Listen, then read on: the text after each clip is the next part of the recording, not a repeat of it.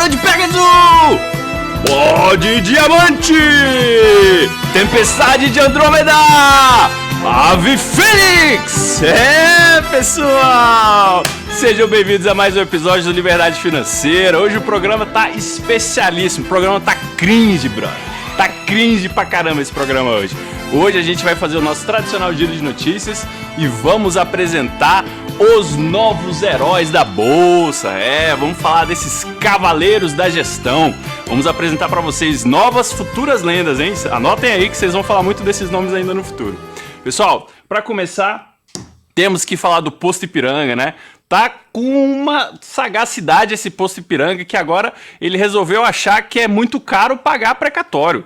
Pessoal, não quer pagar precatório? Não deva! Não faça coisas para perder na justiça e ter que dever o precatório, governo. Você não quer pagar? Tá achando caro? Então não faça coisas para perder na justiça.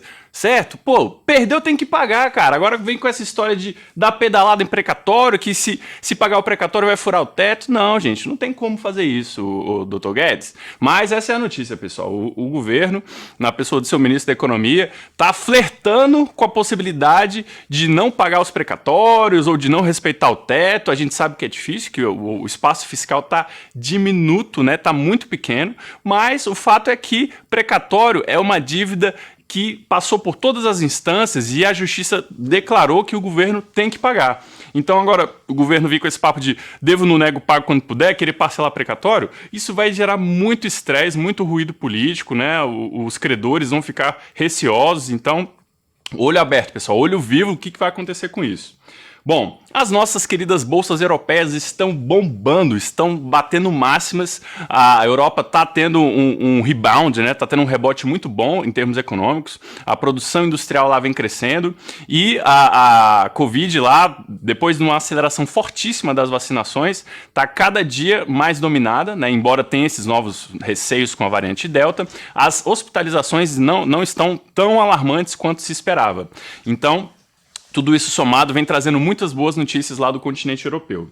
A China, pessoal, nossa querida China segue na guerra, aquele cabo de guerra diário com o minério de ferro, né? Eles mandaram as produtoras de aço, né, as siderúrgicas, diminuir a compra de minério de ferro para diminuir a demanda do minério de ferro e, consequentemente, diminuir o preço do minério de ferro.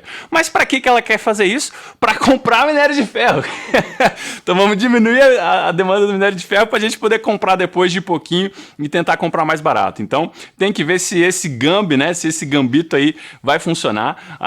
O minério está muito volátil, sobe 5 no dia, cai 3 no outro dia, sobe 4, cai 2, sobe 2, cai 5. Enfim, está super volátil, mas a novidade é que a ação da Vale está muito resiliente, né? Depois de várias quedas muito fortes no minério, a Vale conseguiu achar um suporte ali na faixa de 108, 109 reais e está resistindo, mesmo em dias seguidos que o minério registrou quedas, a ação da Vale continua firme ali na faixa dos 108, 109. Vamos torcer para continuar assim. Bom, o pacote de infraestrutura do Joe Biden foi aprovado lá nos Estados Unidos. Mais um pacote para infraestrutura na faixa de $1 trilhão. Então nunca se gastou tanto, nunca se investiu tanto nos Estados Unidos em infraestrutura como vem acontecendo agora, né? É impressionante as cifras, isso está gerando uma retomada muito forte econômica lá dentro. A gente falou sobre isso no último programa, sobre a grande criação de empregos. A criação de empregos veio naquela medida certa ali para não ser absurdamente demais e não ser de menos, então, para não gerar aquele receio de uma retirada brusca dos incentivos pelo Banco Central e, ao mesmo tempo, não foi fraco para poder dar temores de que a economia possa não andar, não entregar bons resultados.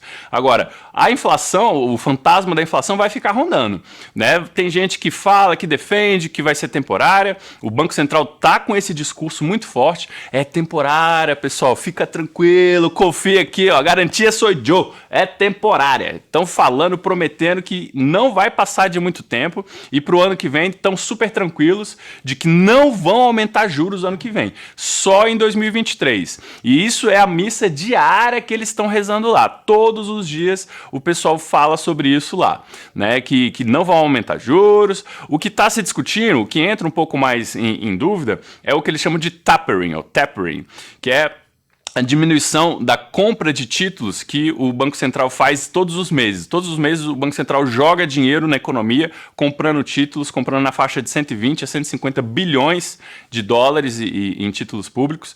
Então, ele está fazendo isso já seguidamente, e quando ele começar a reduzir o ritmo disso, né, reduzir esse tapering, aí sim o pessoal vai ficar preocupado, né? O pessoal vai, pô, agora começou o ciclo, né? Da outra vez foi exatamente assim. A taxa de juros, quando ela, no tempo da Janet Yellen, que foi a presidente anterior, né, do Banco Central, ela fez isso, reduziu esse tapering até zero, deu um tempinho e aí começou a subir os juros de novo, né? Até chegar em 2 e pouco, se não me engano. Não, nem chegou em 2 e pouco, chegou em 1,5 e já tiveram que começar a descer de novo.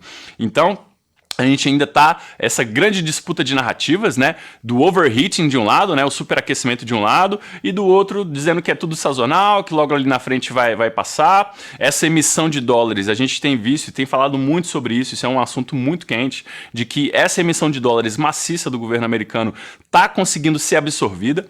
Então lá agora existe um novo mantra, é aquele mantra: se você emitindo dólares não resolveu a crise, é porque você não emitiu o suficiente, né? Isso é o mantra maior, assim. Você quer resolver a crise? Emite dólar. Mas deu crise porque emitiu dólar, emite mais dólar. E assim a gente resolve todas as crises.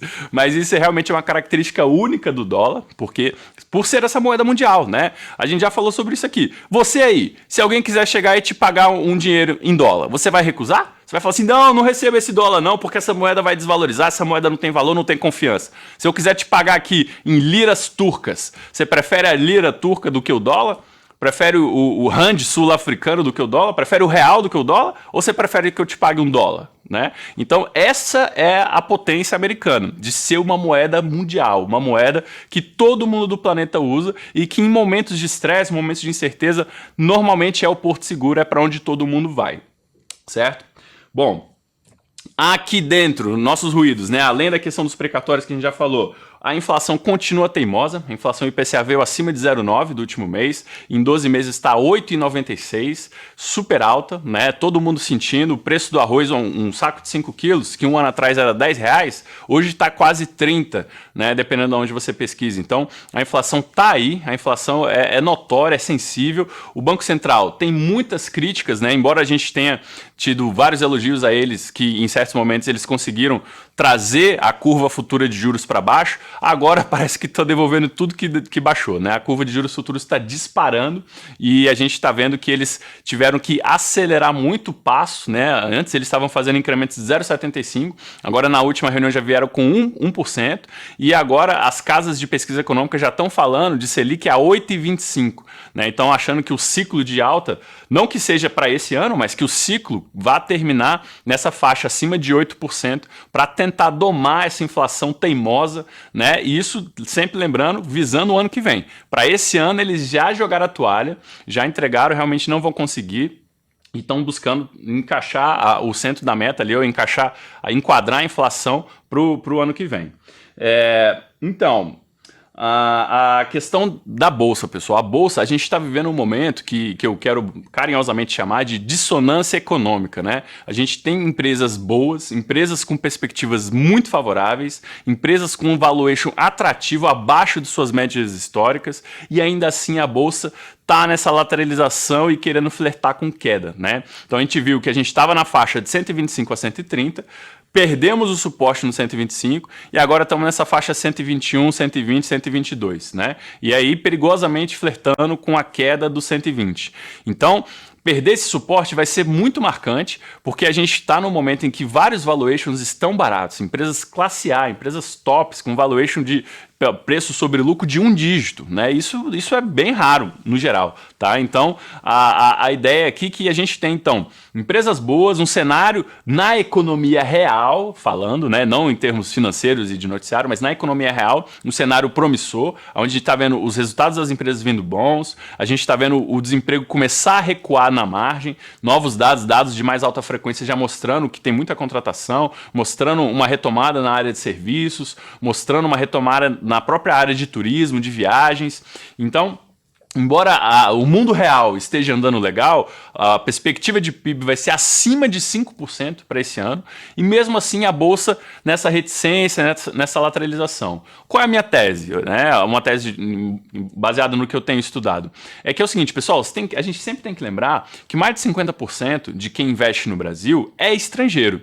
Aí o estrangeiro, independente desse mundo real, porque ele não está aqui dentro, né, em geral, ele está investindo de fora, ele olha o quê? Ele olha o noticiário, ele olha as manchetes, ele não olha o dia a dia, ele não olha as empresas contratando, ele não olha os serviços retomando, ele olha as manchetes. E o que você vê nas manchetes, meu querido telespectador?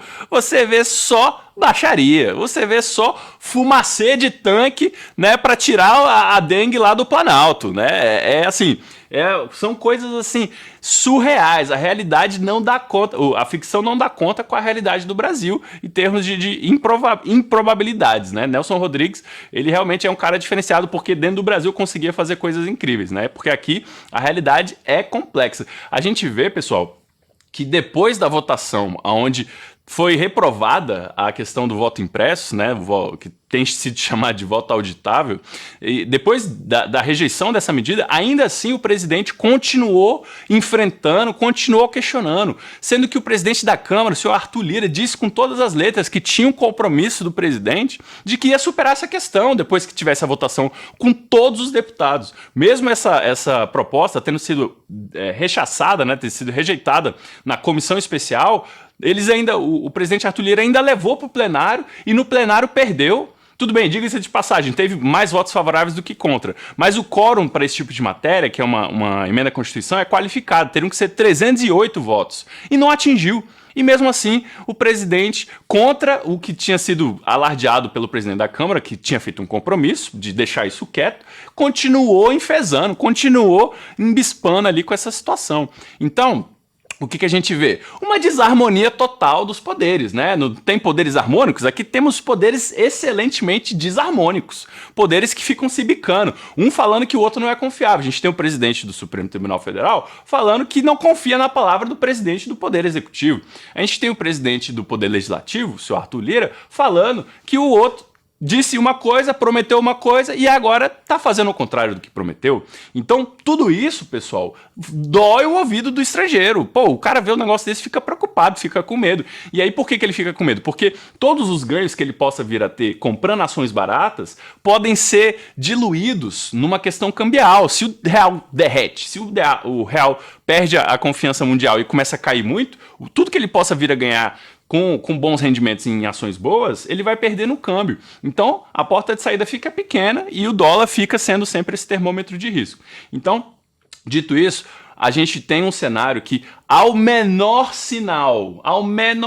sinal de harmonia, de conversa, de diálogo, de um mínimo de gestão natural, normal, civilizada entre os governantes, a Bolsa certamente reagiria, certamente teria muitos estímulos, muitos incentivos para reagir positivamente e o dólar a cair. Vamos lembrar que o real está tendo a sua taxa de juros, a taxa Selic, subindo rapidamente. Então, ganhar juro aqui dentro contra o juro zero ou negativo lá fora é muito atraente. Se você tiver uma visão de um mínimo de civilização aqui, né, de ordem civilizada da gestão, a gente vai ver muito provavelmente o dólar cair forte e a bolsa recuperar forte também. E isso é o que faz sentido. Mas, como eu falei, a palavra do momento é dissonância econômica. A gente tem uma situação que não casa com a visão dos fatos. Mas, por quê? Porque a cobertura desse processo é essa cobertura fumacenta aí de briga e tanque velho passeando na frente do Congresso. Certo? Pessoal, então, dito isso, feito esse pedacinho aí de notícia, agora a gente vai entrar no filé mignon, no momento cringe. Você que é da geração que cresceu nos anos 90, você sabe do que eu tava falando. Você sentiu aqueles golpes que eu desferi aqui, não sentiu? Desculpa aí, não era pra machucar. Mas, pessoal, hoje nós vamos falar das possíveis futuras lendas do mercado. Pessoal, toda geração tem um grupo de pessoas que se torna ícones, né? E na bolsa, no setor de renda variável, no setor de gestão de recursos, no Brasil nós temos vários medalhões. Vários, pessoas que fizeram história, pessoas que entraram para a história e que têm, assim, uma carreira super consolidada. De quem que eu tô falando? Eu tô falando de Armínio Fraga, que foi gestor de um dos fundos nada menos do que do George Soros, o Quantum Fund. Imagina, um brasileiro foi gestor de um dos fundos do George Soros, uma das maiores lendas mundiais aí do investimento. Tô falando de Luiz Stuhlberger, o príncipe da Faria Lima, um dos grandes nomes que tem recordes assim absurdos de rentabilidade. O fundo dele reabriu, pessoal, em menos de 60 segundos. Isso não é brincadeira, em menos de 60 segundos captou mais de 2 bilhões de reais. 60 segundos não durou a abertura do Fundo Verde. Então, a gente tem essa geração, Rogério Xavier, tem o Gustavo Franco, tem então, assim, pessoas muito renomadas aqui no Brasil, o André Jakurski, né? Enfim, o Luiz Barros, enfim, tem uma galera muito fera. Só que essa galera tá começando a sair de cena. E tá começando a entrar em cena uma nova geração.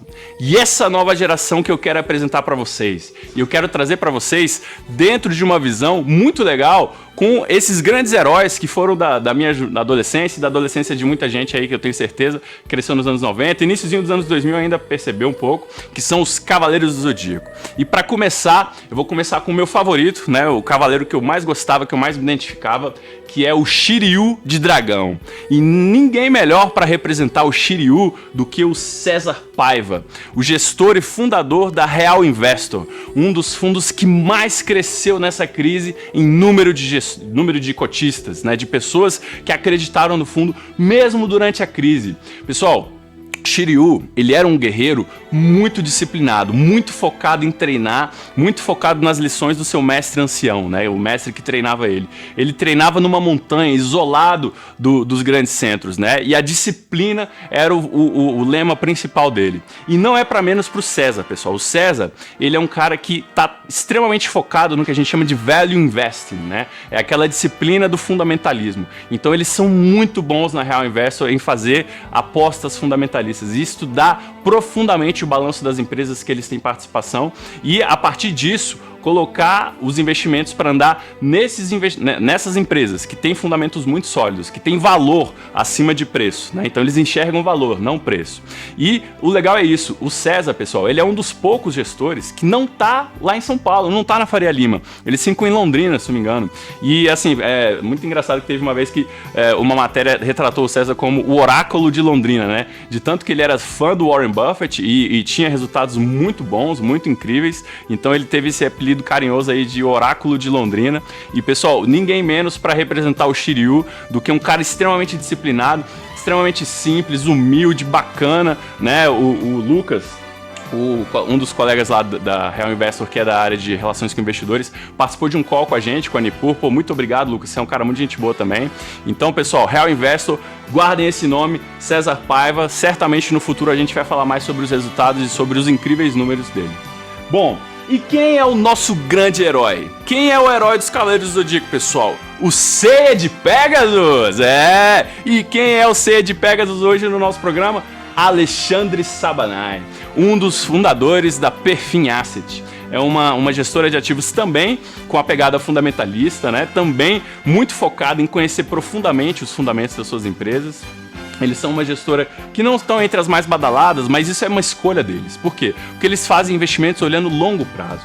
Eles pegam as empresas que não são empresas da moda, mas são empresas que têm sólidas perspectivas positivas e que ao longo prazo geram muitos retornos, são muito estáveis e muito boas de investimento. Então, o legal deles, pessoal, e assim, para mim é um grande diferencial tanto do Sabanai quanto da Perfin, e por isso eu acho que ele merece esse posto de o representante do Pegasus, né? O Pegasus é o grande herói do seriado, né? Tanto que o nome do seriado em inglês era Saint Seiya, né?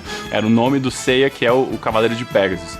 E aí, a Perfin, pessoal, eles aplicam não só em papéis, eles são uma das pouquíssimas gestoras que existem no mundo, aqui no Brasil, que aplicam na economia real. Eles fazem projetos reais, que geram empregos, que geram impacto na sociedade, que geram desenvolvimento econômico. E isso é muito bacana, porque eles unem o melhor dos dois mundos, uma gestão eficiente, uma gestão focada em números, uma gestão focada em um rigor técnico muito grande e também uma gestão que gera um investimento real nas cidades, enfim, gera um investimento real no nosso país. Então isso é muito legal, sem dúvida nenhuma. O Sabanai merece essa peixe do Herói de Pegasus. Parabéns, Sabanai. Um grande beijo também pra Suzana, RI lá da Perfim. Pô, beijão aí. Obrigado, Suzana, que já foi entrevistada aqui no nosso programa. Bom, pra continuar, a gente vai agora pro mundo de gelo. Pó de Diamante! Quem que é? O nosso Cavaleiro do Gelo, Luiz Parreiras, um dos gestores da Verde Asset. O Luiz Parreiras, pessoal, ele é discípulo, vamos dizer assim, né? O seu mestre seria o príncipe, né? O Luiz Stuhlberger, o grande mestre de gelo. E por que gelo aqui, pessoal? Porque eles são pessoas, assim, de sangue frio extremo. E sangue frio no melhor sentido dentro do mercado financeiro. Naquele sentido de você manter a serenidade, manter o controle, manter o foco, mesmo diante dos momentos de maior crise, maior pânico, maior desespero, eles estão lá, focados na centralidade do negócio deles. Então eles são os caras a serem batidos, vamos brincar assim. Eles são realmente os grandes números, assim, tem os melhores números aí do mercado por muitos anos, e é legal que eles têm até divergências entre si, né? O Luiz, ele já declarou em alguns programas que eu assisti que ele tem uma certa divergência com o Stuhlberger recente em relação ao dólar, né?